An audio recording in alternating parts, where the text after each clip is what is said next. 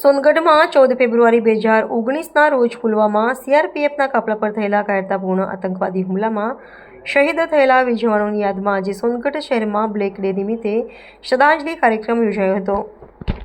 શહેરના શહીદ સ્મારક ખાતે આયોજિત ભાવભીની સભામાં ઉપસ્થિત મહાનુભાવો અને નગરજનોએ શહીદોને નમન કર્યા હતા। કાર્યક્રમની શરૂઆતમાં ઉપસ્થિત આગેવાનોએ દીપ પ્રજ્વલિત કરી શહીદ જવાનોના તસવીરને પુષ્પાંજલિ અર્પણ કરી હતી। ત્યારબાદ શહીદોની આત્માની શાંતિ માટે 2 મિનિટનું મૌન પાળવામાં આવ્યું હતું। આખું વાતાવરણ શહીદ જવાન તુમ અમર રહો, વંદે માતરમ અને રાષ્ટ્રીય ગાનના ગગનચુંબી નારાઓથી દેશભક્તિમય બની ગયું હતું। આ રાષ્ટ્રીય શ્રદ્ધાંજલિ કાર્યક્રમમાં અનેક પ્રતિષ્ઠિત વ્યક્તિઓ હાજર હતા। બાબુભાઈ વસાવા, નિવૃત્ત અર્ધ લશ્કરી દળ સંગઠન સુરત તાપી, વિજય પાવશે, બકુલ મહેતા, રીનાલબેન ગાંધી, પ્રવીણભાઈ શાહ કાર્યક્રમના સફળ આયોજનમાં સોનગઢ નગરપાલિકાનો સક્રિય સહકારી હતો।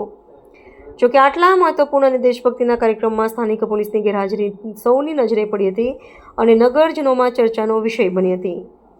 કાર્યક્રમના અંતે શહીદોના સર્વોચ્ચ બલિદાનને ક્યારેય ભૂલી શકાશે નહીં અને દેશ હંમેશા તેમનો ઋણી રહેશે તેવી ભાવના વ્યક્ત કરવામાં આવી હતી।